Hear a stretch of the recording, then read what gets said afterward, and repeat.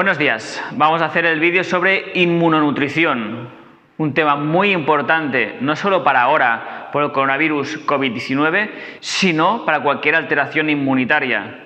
Siendo un problema que lo tenemos actualmente, pero quién sabe el año que viene o el otro en qué nos tendremos que afrontar. El sistema inmune es clave para cualquier tipo de patógeno o cualquier tipo de virus o de microorganismo. Entonces hablaremos sobre la importancia de ello. En este caso es un vídeo con mucha información, que vamos a hablar de diferentes temas. Lo que me refiero, que si no tenéis tiempo, lo guardamos y lo miramos después, porque vamos a hablar de diferentes aspectos y prefiero que tengáis especial interés en él. La inmunonutrición es la ciencia que estudia las relaciones existentes entre el sistema inmunológico y la alimentación, haciendo en especial énfasis en cómo los desequilibrios nutricionales afectan al sistema inmune, produciendo una respuesta inmunitaria alterada. Podríamos tener en cuenta varios factores, ya que no hay ninguna duda que la relación entre el sistema inmune y la nutrición es clave. Los factores más importantes podrían ser, sobre todo, donde ya se ha podido observar que muchas enfermedades crónicas se van a desencadenar o se van a favorecer con ciertas alteraciones nutricionales. Incluso se pueden prevenir con una dieta adecuada. Los déficits y los excesos crónicos y los desequilibrios entre nutrientes van a producir alteraciones en nuestro sistema de defensa.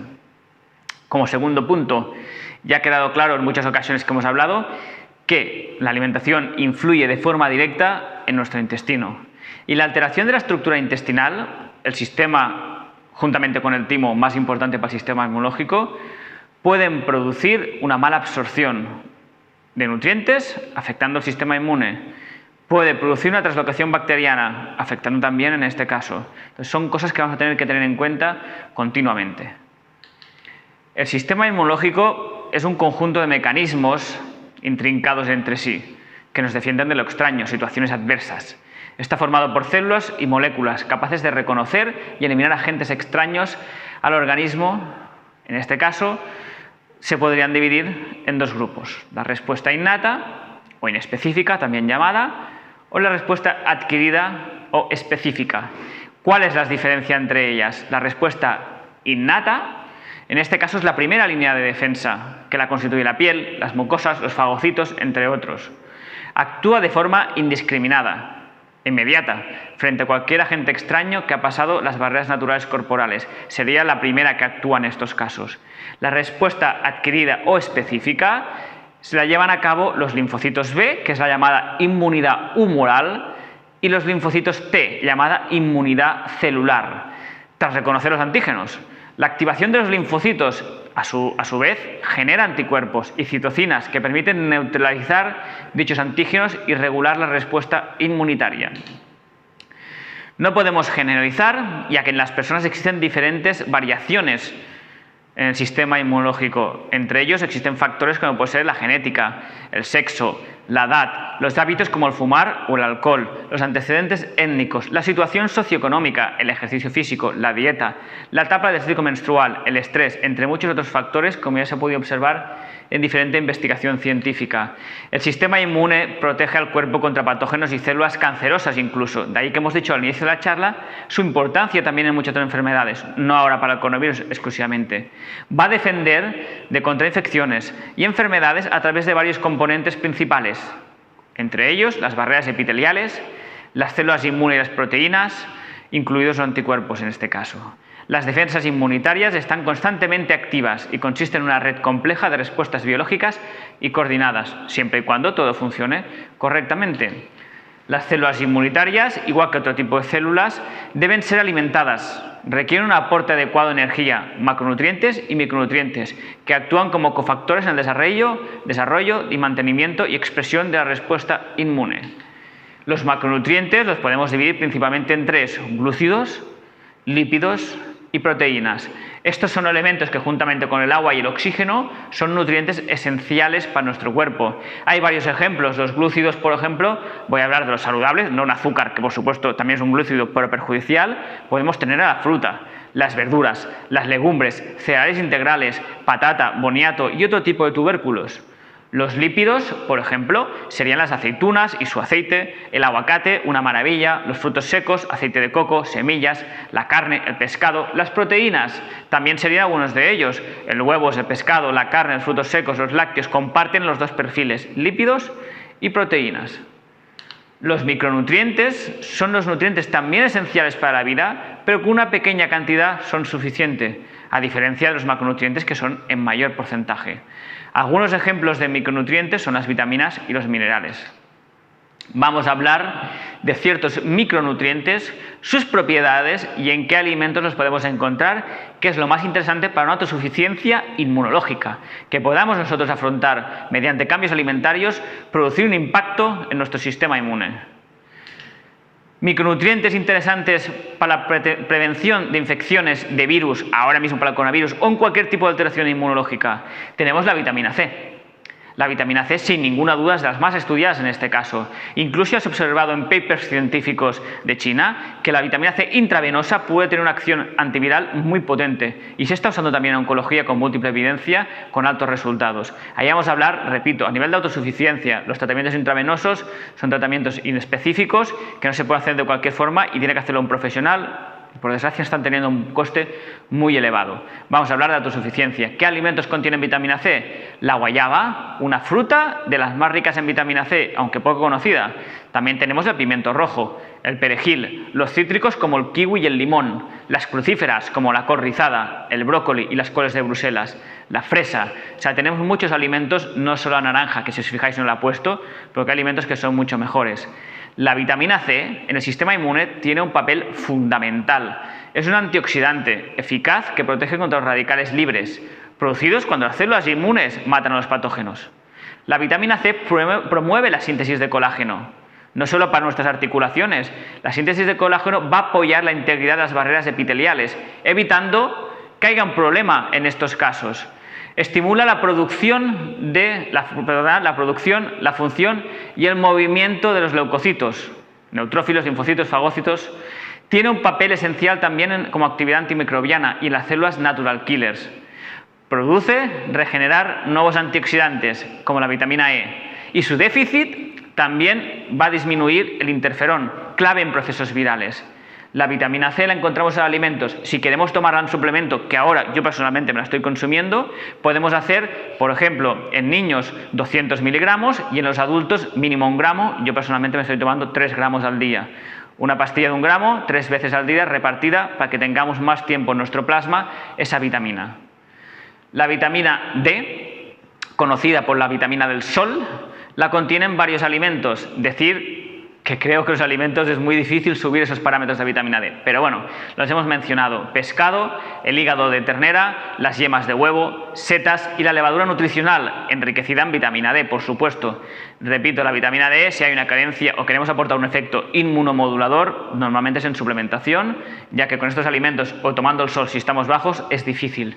Los receptores de la vitamina D se expresan en las células inmunes innatas, como son los monocitos, los macrófagos o las células dendríficas. La vitamina D estimula la proliferación de las células inmunes y la producción de citocinas, ayudando a proteger contra la infección causada por patógenos. La vitamina D3, que es su forma más activa, podríamos decir, regula las proteínas antimicrobianas, la catelicidina y la defensina, que pueden matar directamente a patógenos, especialmente más a bacterias que a virus, pues sigue siendo interesante. Y su déficit actual en Europa aumenta el riesgo de enfermedades autoinmunes, cardiovasculares, oncológicas, enfermedades de riesgo para el COVID-19. Ya hemos escuchado hablar que es mucho peor y normalmente las personas que han fallecido por este tipo de coronavirus ha sido porque tenían enfermedades previas. Pues la vitamina D las puede prevenir si evitamos su déficit. La dosis de vitamina D dependería de cómo estuviéramos en analítica. Sí que por norma general 2000 unidades no son un problema en la mayor parte de ocasiones. La vitamina D siempre es obligatorio tomarlo juntamente con la comida. D de Dinamarca, que a veces hay confusión al hablar un poco rápido si vitamina D o B de Barcelona. En este caso es D de Dinamarca. El zinc, un mineral esencial, lo podemos encontrar en el chocolate, las ostras, que sin ninguna duda es la primera fuente, los frutos secos, sobre todo de almendra, la carne, las almejas. Y también un alimento muy interesante es las semillas de calabaza. De ahí que en muchas ocasiones las semillas de calabaza son recomendadas para la próstata, porque el zinc y la próstata tienen una afinidad fantástica. El zinc en nuestro sistema inmune también tiene múltiples funciones, ya que su función catalítica es necesaria para la actividad biológica de más de 300 enzimas y proteínas, y es un componente de más de 1000 factores de transcripción. Mantiene la integridad de la piel y las mucosas, de ahí que muchas veces el zinc también es conocido para fortalecer la piel, incluso para ayudar a la caída del pelo, que milagros no existen, pero puede aportar un beneficio en estos casos. Su déficit va a afectar a la fagocitosis de los macrófagos y los neutrófilos, la actividad de las natural killers y aumenta la susceptibilidad de infecciones, sobre todo en ancianos. Entonces, evitar su déficit es muy importante. Aquí tenemos los alimentos que hemos mencionado que lo contienen. En el caso que se quiera valorar en suplementación, puede ser unos 15 miligramos como mínimo al día, y en ya dosis más terapéuticas podemos llegar a los 25 miligramos. El selenio, otra maravilla de oligoelemento. El selenio principalmente lo contiene las nueces de Brasil, fantástica fuente no solo de grasa y proteína, sino también de este oligoelemento imprescindible para el sistema inmune. También lo contiene la avena, las nueces, las judías, las semillas de mostaza y de girasol, y también las ostras en este caso. El selenio es esencial para la respuesta inmunológica, tanto en la inmunidad innata como en la adquirida. Su déficit va a generar que los virus sufran mutaciones hacia formas más virulentas y aumentando el riesgo de cáncer, y además aumenta la susceptibilidad también general en infecciones. La dosis, si se tiene que hacer en suplementación y no mediante alimentos, que en este caso, comiendo unas 10 nueces de Brasil al día, es suficiente. Pero si se quiere hacer en suplementación, de 50 a 100 microgramos suele ser suficiente en estos casos, en la prevención inmunológica. Y el magnesio, todos estos que os he mencionado, 4 primeros juntamente con otros, han salido en un paper científico específico para el coronavirus. El magnesio no, pero yo lo he añadido porque creo que tiene mucha importancia también en estos casos. Es un mineral esencial para huesos y articulaciones y músculas, pero además te va a tener otros beneficios que ahora vamos a hablar. ¿Dónde lo encontramos? En las semillas de girasol, las semillas de lino, el sésamo, frutos secos, el chocolate negro, no sirve un chocolate blanco, hay un chocolate amargo el máximo posible, y también las legumbres. El magnesio está involucrado en varias reacciones fisiopatológicas de la inmunología, también relacionadas incluso en problemas respiratorios, que son de efecto al coronavirus. Puede producir, por ejemplo, la inhibición de la contracción de los músculos lisos vasculares y bronquiales.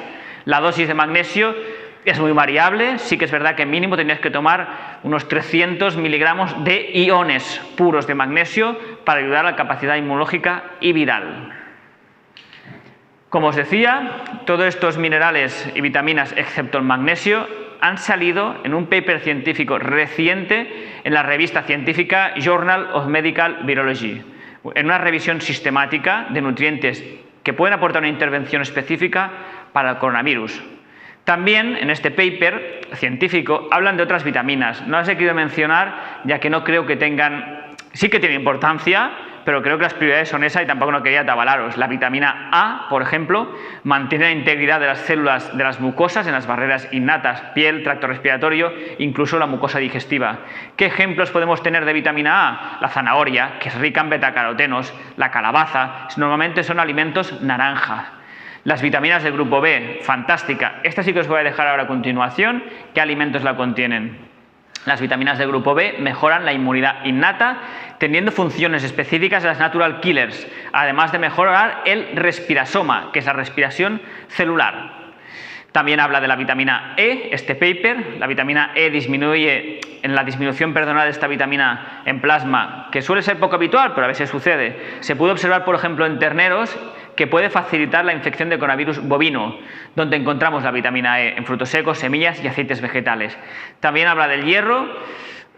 El hierro a mí personalmente no me acaba de gustar. Incluso el hierro se ha podido observar que un exceso puede causar que el estrés oxidativo propague mutaciones virales dañinas. Sí que es verdad que es necesaria una dosis adecuada, ya que puede influir tanto en el huésped como para el patógeno, y su deficiencia va a afectar también en la inmunidad de ese propio huésped. Entonces a mí el hierro, depende en cuándo, puede ser un problema. No me gusta darlo en suplementación, a no ser que haya una anemia y un déficit severo de él. Igual que la vitamina E que hemos dicho anteriormente, al ser una vitamina liposoluble, y también la A, se tiene que tener más precaución que los que hemos comentado y detallado en esta imagen de aquí. ¿Dónde podemos encontrar las vitaminas del grupo B? Que os he dicho que lo pondría. No vamos a leer uno a uno, lo podéis petar pausa en el vídeo y mirarlo individualmente. La mayoría de ellos forman parte sobre todo de alimentos vegetales, pero más aún de alimentos de origen animal, sobre todo la vitamina B12, que es algo típico en veganos, su carencia. Un ejemplo muy bueno sería lo que podéis observar ahí en la derecha, al fondo de la vitamina B12, la levadura de cerveza y sobre todo la levadura nutricional son muy ricas en vitaminas del grupo B. Entonces, si queréis más información, repito, podéis apretar pause y ver individualmente cada cosa, no hace falta mencionar punto por punto donde puede ayudar. Esta misma revisión en el paper científico ya afirmaba también que los ácidos grasos poliinsaturados de cadena larga, los omega 3 omega 6, son mediadores importantes de la inflamación y las respuestas inmunes adaptativas. En este caso, tenemos que tener en cuenta que tenemos un exceso de omega 6 en comparación a omega 3. Hay algún vídeo, si no me equivoco, en las redes sociales también hablando de ello. Si aumenta la cantidad de omega 6 en comparación a omega 3, estamos empeorando la respuesta inflamatoria. Los expertos afirman que tenemos que tener 2 partes de omega 6 por 1 parte de omega 3. Hoy en día en Europa estamos en 15:1, viviendo un estado proinflamatorio, algo que va a afectar en afecciones respiratorias. Tenemos otro tipo de alimentos muy interesantes por su poder nutricional y por sus beneficios a nivel inmunológico. Las algas, no solo la espirulina muy conocida o la cloela, también algas alimentarias, la kombu, la dulce, la wakame, entre otros. El ajo y la cebolla, con propiedades antibióticas y antibactericidas. La manzana y la cebolla, ricas en quercetina, fantástico para el coronavirus y para el sistema inmunológico. La zanahoria, por su riqueza en betacarotenos. El té verde, antioxidante, la cúrcuma y el jengibre, antiinflamatorios. Además, el jengibre, fantástico para afecciones respiratorias.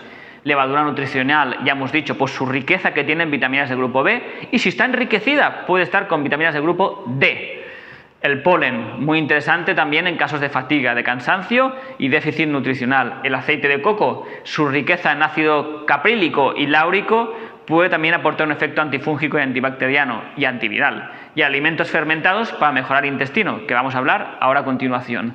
¿Cuál sería la solución? Tener la alimentación como una medicina, ya lo decía Hipócrates en su día. Entonces, una alimentación variada, aportando colores, es clave para cualquier problema de salud.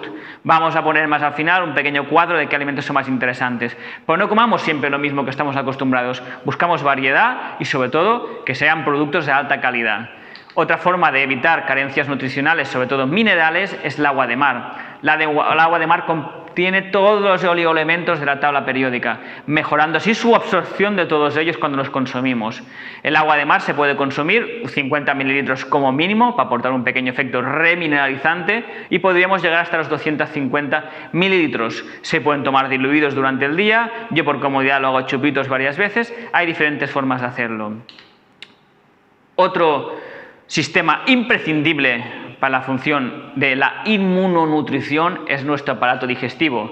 Me habéis escuchado hablar también de lo que es la permeabilidad intestinal y el concepto que tiene en la salud. Aquí tenemos ciertos tipos de vellosidades. Esas vellosidades y su mucosa, que son esos pequeños palitos que vemos arriba, si se agrietan las uniones estrechas que las unen, vamos a hacer que todas las sustancias mal digeridas, microorganismos y toxinas penetren al torrente sanguíneo. Cuando eso penetra al torrente sanguíneo vamos a producir reacciones inflamatorias, inmunológicas y una mala absorción de nutrientes, afectando de forma directa al riesgo de infecciones y también de virus, como en este caso puede ser el COVID-19. No me estoy diciendo que es un intestino perfecto, no vamos a tener un coronavirus, pero como mínimo lo vamos a afrontar de forma más correcta. Si hay un proceso oncológico y se está aplicando una quimioterapia, una alteración en la permeabilidad intestinal hará que sea mucho más tóxica ese fármaco en estos casos. ¿Cómo podemos mejorar nuestro aparato digestivo? Tenemos, por ejemplo, los 3 conceptos más habituales: los prebióticos, probióticos y mucoprotectores. Los prebióticos, por ejemplo, son el ajo, la chicoria, la cebolla, la banana, la patata y también tenemos la inulina o los fructoolisacáridos, que solamente ya se encuentran extractos, como también se encuentran los probióticos, Lactobacillus, Bifidus, Stereotops, entre otro tipo. Pero los probióticos, en segunda fase, no solo están en cápsulas, también lo encontramos en alimentos, sobre todo alimentos fermentados. El miso, el chucrut, que es la col fermentada, una maravilla, los picles de zanahoria, un yogur con alta fermentación, un kéfir, las aceitunas, la kombucha, entre muchos otros. Y sustancias mucoprotectoras tenemos, por ejemplo, mi preferida sin ninguna duda en planta, la aloe vera. Los caldos de huesos, por su riqueza en aminoácidos, también tienen una acción regeneradora de la mucosa intestinal. La cúrcuma tiene una acción antiinflamatoria que puede acabar reparando también la mucosa y, sin ninguna duda, la sustancia más específica para reparar la mucosa intestinal es la L-glutamina, un aminoácido específico para ello. Otras estrategias que tenemos es el ayuno intermitente. El ayuno intermitente ya podía observar que se puede mejorar lo que sería el AMPK, adenosin monofosfato de la proteína quinasa. Y como vemos en este estudio, el AMPK, este proceso enzimático, está altamente relacionado con nuestro sistema inmunológico. Otros vídeos también me habéis escuchado hablar del ayuno intermitente, no quiero hablar aquí y profundizar ya que si no sería un vídeo eterno, entonces simplemente remarcar que reducir el intervalo de horas en la que vamos a estar ingiriendo alimentos nos puede aportar efectos positivos en nuestro sistema inmunológico. El mito de comer 5 veces al día, estar continuamente picando, ha quedado mucho en entredicho. Entonces podemos ingerir la misma cantidad de alimentos en 6, 7, 8 horas. Eso va a ser positivo, sobre todo evitar cuando se hace un ayuno intermitente que no haya un déficit calórico, porque si hay un déficit de grasas y de proteínas vamos a tener problemas que puede acabar repercutiendo en nuestro sistema inmune. Pues si se hace de forma correcta va a ser muy positivo en estos casos. Además, el ayuno intermitente mejora lo que sería el complejo migratorio motor, que sería como nuestro basurero de nuestro intestino, mejorando así la microbiota y ya viendo su importancia de la microbiota y el intestino en la salud inmunológica. El ayuno intermitente también mejora la sensibilidad a insulina.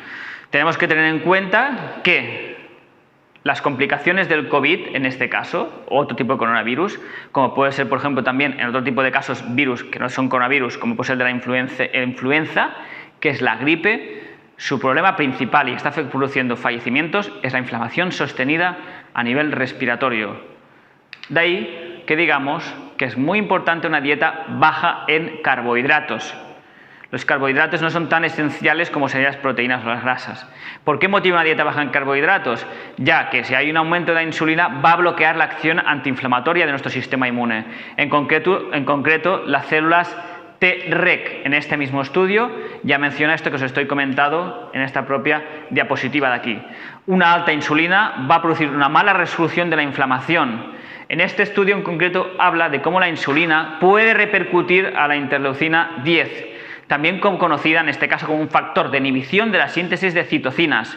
Es una citocina con propiedad antiinflamatoria, capaz de inhibir la síntesis de citocinas proinflamatorias por los linfocitos T y los macrófagos. Entonces, si hay una alta insulina, vamos a tener una acción inflamatoria y va a inhibir una acción antiinflamatoria que nuestro cuerpo va a producir en estos casos.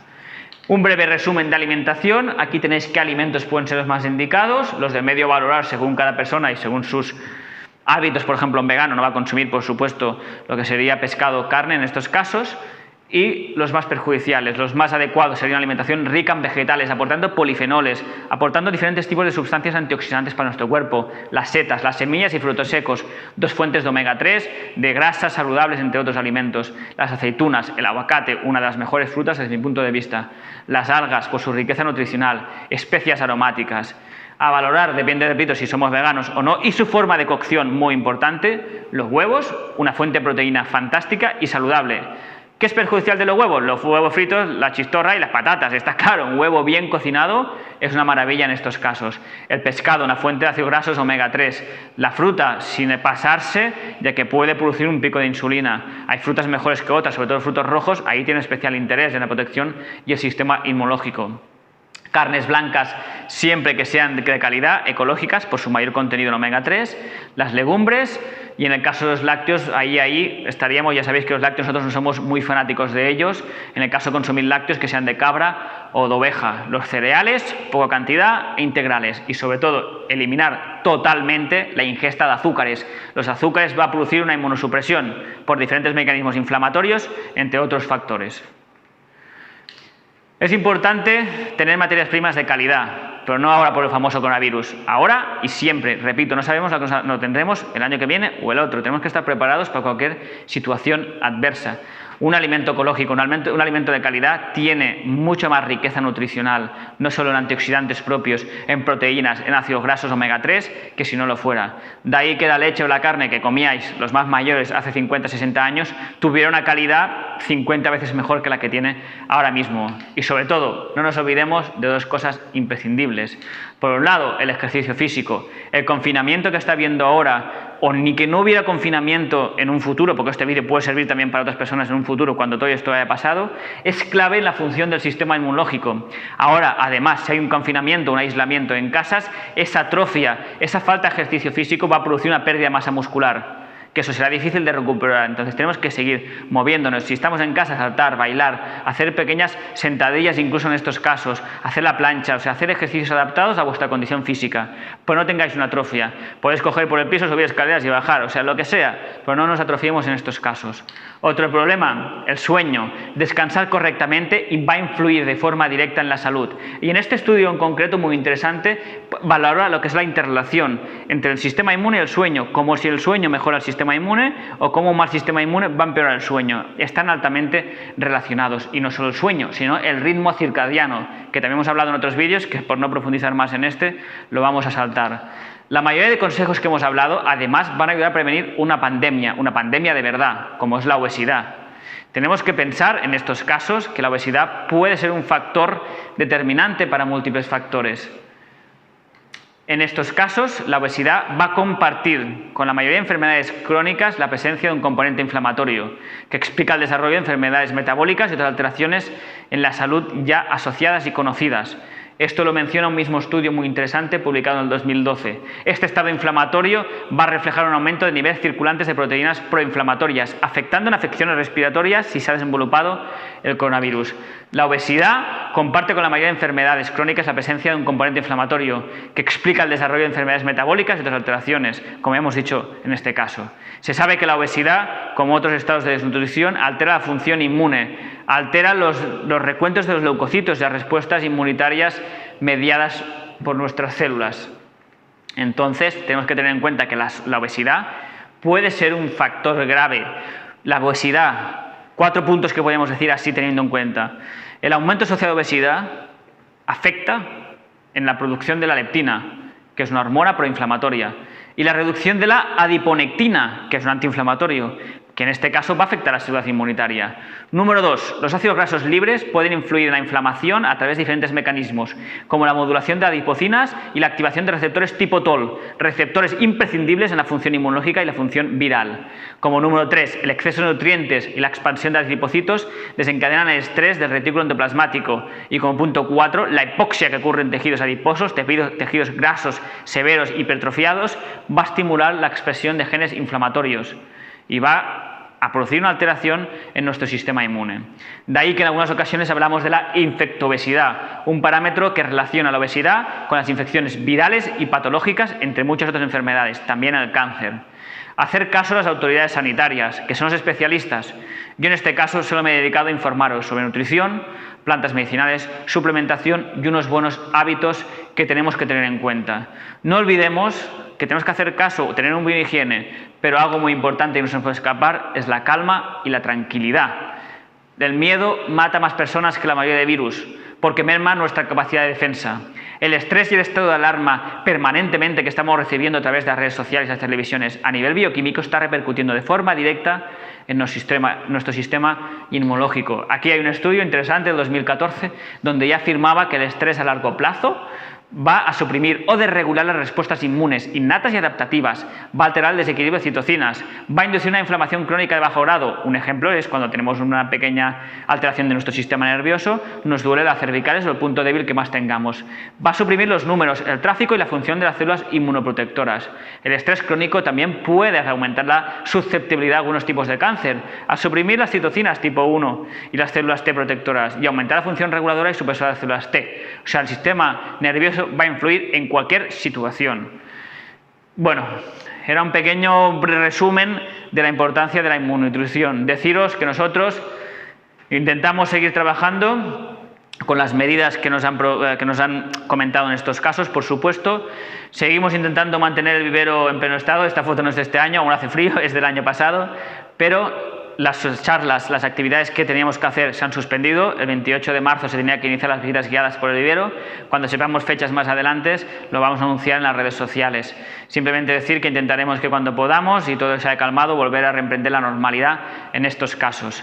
Muchas gracias por vuestra atención, espero que esta charla sea de vuestro interés, que lo compartáis con vuestros conocidos, que se expanda y es muy importante. Remarcar pequeñas redes sociales, en Facebook tenéis tanto la mía personal de Aleix Pamies como la de empresa de Pamies Vitae, en Instagram en este caso también la mía y la de Pamies y la página web de Pamies Vitae donde disponemos de una tienda online que incluso algunos de los suplementos que hemos hablado se pueden encontrar. Que repito, ¿Cuál es la mejor suplementación? Una buena alimentación.